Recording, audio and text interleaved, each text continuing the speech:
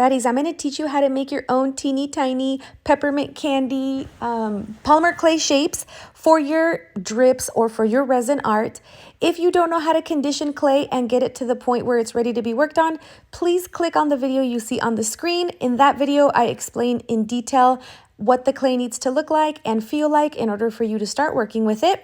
So today, we're going to make these tiny little shapes, and you're going to start off by cutting 4 little circles out of your pink and your white polymer clay. As you can see, it's probably the size of a quarter or maybe a little bit bigger.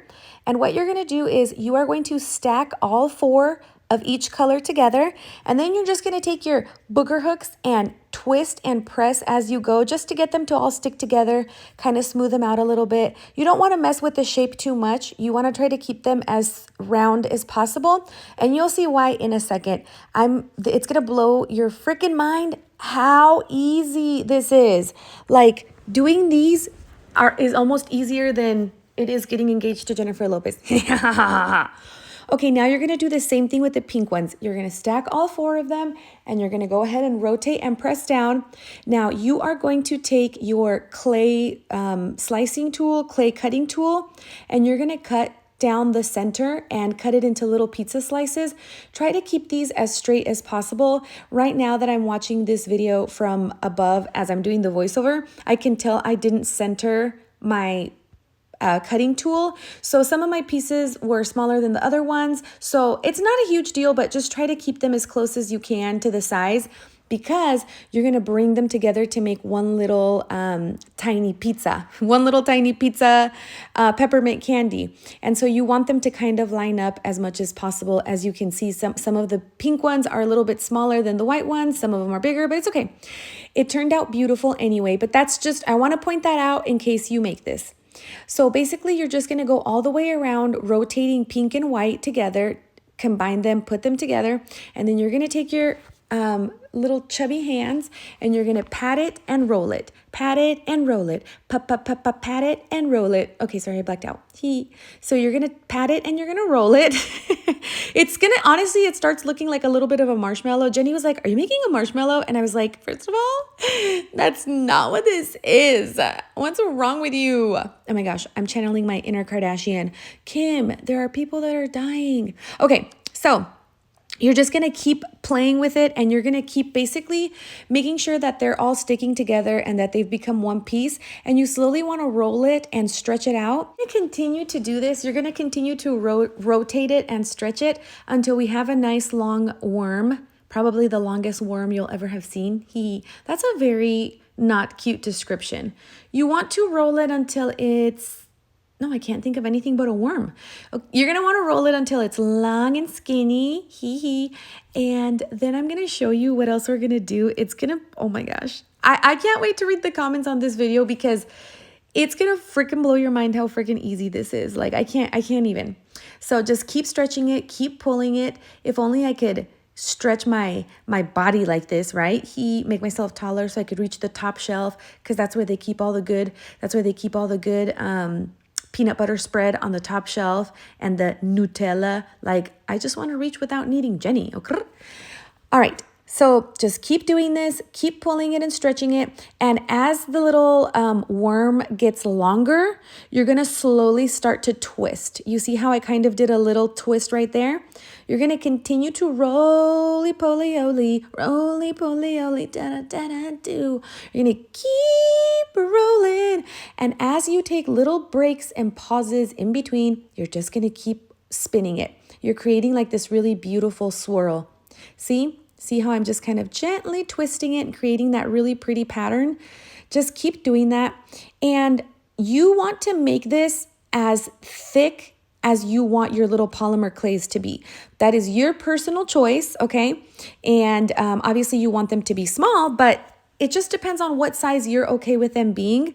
Now, look at my little peppermint shape. Are you freaking kidding me? Now, I'm going to give you a tip. I don't know what this razor that I'm using is called, like specifically, but this is the kind of razor you want to use.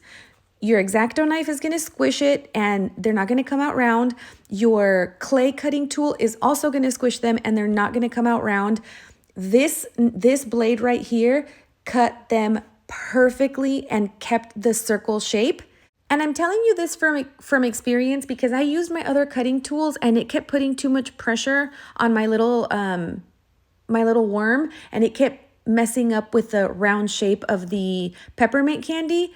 You want it to kind of cut through your clay like a warm knife would cut through butter. Another thing is I highly recommend you to do this over a piece of parchment paper.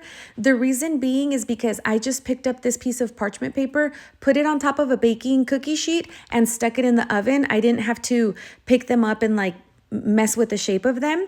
So you're going to want to preheat your oven to 275 and cook them for 10 minutes. That's all they needed and they are perfect. The consistency is perfect. I didn't burn them. If you burn them, the clay turns a little bit yellow. That's how you know you overdid it. Not that you burned them, but if you leave them in there too long, the white will look yellow.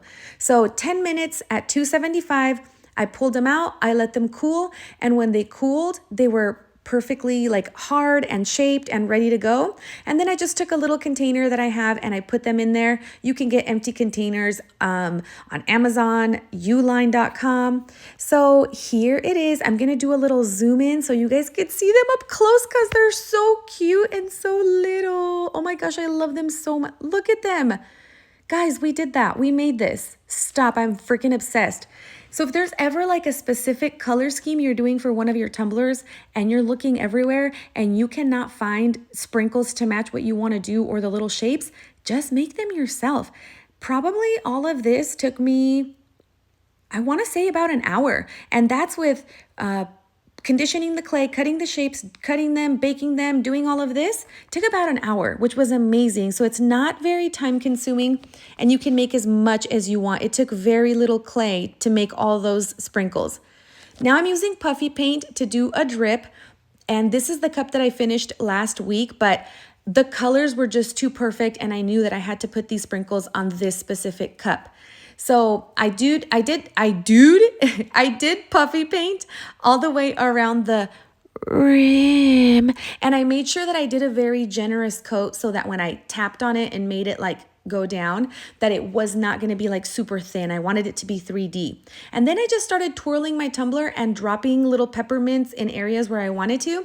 Now, a little tip that I'm going to give you is sometimes I use tweezers to adjust them if they landed crooked or to place extra wherever I want. And that just gives you a nice finished look.